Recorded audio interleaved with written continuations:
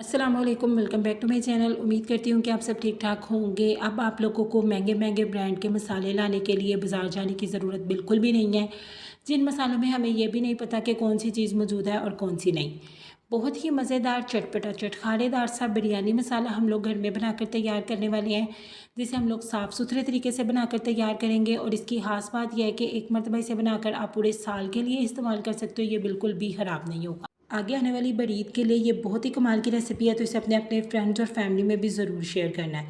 तो यहाँ पे सबसे पहले बिस्मिल्लाहिर्रहमानिर्रहीम एक अदद में ले लूँगी पैन, और इसके अंदर अब आप लोगों ने टेबल स्पून के हिसाब से ना सारी की सारी चीज़ें शामिल करनी है। सबसे पहले मैं यहाँ पे शामिल करूँगी 2 टेबल स्पून ज़ीरा।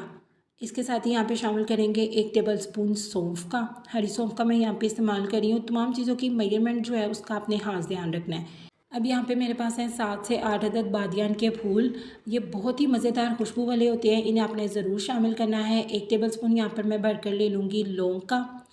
अगली चीज़ जो हम इसके अंदर शामिल करेंगे वो है दालचीनी। 2 टेबल स्पून ही यहाँ पे मैं इस तरीके से पीस किए हुए दालचीनी के टुकड़े ले लूँगी, और 6 से 7 अदद यहाँ पे ले लूँगी कड़ी पत्ते।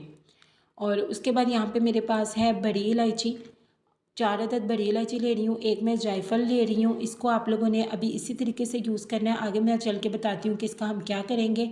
और तकरीबन 3 अदद यहाँ पे मेरे पास है जावित्री के फूल। ये दोनों का बहुत ही स्ट्रॉन्ग फ्लेवर होता है, इसलिए जितनी मेजरमेंट मैं आपको बता रही हूँ उतनी ही आपने इसके अंदर शामिल करनी है। 2 टीस्पून भरकर मैं यहाँ पे ले लूँगी छोटी इलायची, जिन्हें आपने छिलकों समेत यूज़ करना है। और 3 टेबल स्पून भरकर मैं यहाँ पे ले लूँगी सूखा धनिया। अब इन तमाम चीज़ों को आप लोगों ने फ्लेम को ऑन कर लेना है, और इनको बिल्कुल लो फ्लेम के ऊपर ना ड्राई रोस्ट करना है। इससे क्या होगा, इनमें जो हल्की फुल्की नमी वगैरह होगी वो भी ख़त्म हो जाएगी, और इस मसाले की जो शेल्फ़ लाइफ है वो भी बढ़ जाएगी, और मसालों का जो जायका है वो और ज़्यादा इन्हेंस हो जाएगा।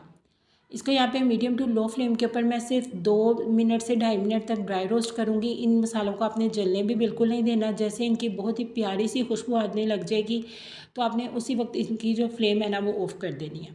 बाज़ार से हमें जो मसाले मिलते हैं ना उनमें कुछ भी नहीं होता। एक पैकेट में भी वो भी हमें बहुत महंगा मिलता है, और उसमें मुश्किल से 1 टेबल स्पून मसाला होता है। तो आप लोग थोड़े से मसालों के साथ घर में ढेर सारे ये मसाले बनाकर तैयार कर सकते हैं। इस मसालों की बहुत ही प्यारी सी खुशबू आने लग गई है, तो मैंने इन्हें फ़ौरन से पहले एक प्लेट में निकाल दिया है, ताकि इनका जो कुकिंग का प्रोसेस है ना वो रुक जाए। अब यहाँ पे इनको हल्का सा ठंडा करने के बाद मैं पीस लूँगी, और यहाँ पे ये जो हमारे पास जायफल है ना, इसका मैं क्या करूँगी, इसको तोड़ लेना आपने। ये इस तरीके से अंदर से होती है, तो इसको एक जो पूरा पीस है ना वो हम इस बिरयानी मसाले में शामिल करेंगे। तमाम चीज़ों को यहाँ पे मैंने हल्का सा ठंडा करने के बाद पीस लिया है। ये बहुत ही ज़बरदस्त पीसे जाते हैं, क्योंकि ये नीम गर्म होते हैं, और उसके साथ ही इसकी जो खुशबू है वो बहुत ही कमाल और आला आ रही है। तो आप लोगों ने इस रेसिपी को एक मरतबा ज़रूर ट्राई करना है। अब हम इसके अंदर कुछ और मसाले शामिल करेंगे, जिसमें हम लोग सबसे पहले शामिल करेंगे 1 टीस्पून हल्दी का, 1/4 टीस्पून मैं यहाँ पे शामिल करूँगी रेड फूड कलर का। बिरयानी मसाले में ये भी शामिल किया जाता है, इससे जो कलर है ना बिरयानी मसाले का बहुत ही प्यारा हो जाता है। 1 टेबलस्पून भरकर मैं यहाँ पे शामिल करूँगी कश्मीरी लाल मिर्च का। अगर ये आपके पास नहीं है तो आप इसकी जगह पेपरिका पाउडर भी शामिल कर सकते हैं, वो ईज़िली आपको अवेलेबल हो जाएगा।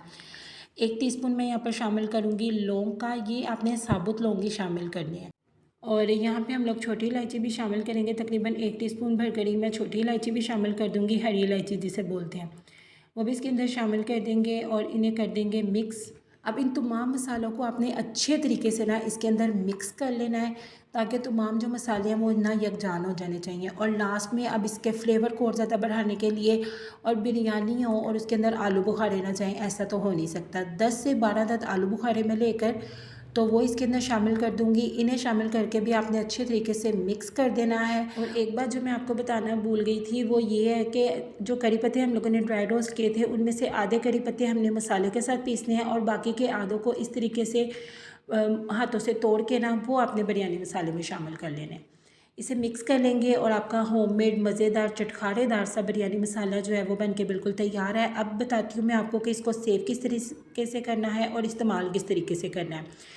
सेव करने के लिए आप इसे किसी भी प्लास्टिक या शीशे के कंटेनर में, जार में डालकर तो इसे सेव कर सकते हो, या फिर आप किसी जिपलॉक शॉपर में भी डालकर इसे फ्रिज के नीचे वाले हिस्से में सेव कर सकते हो। ये बिल्कुल भी ख़राब नहीं होगा।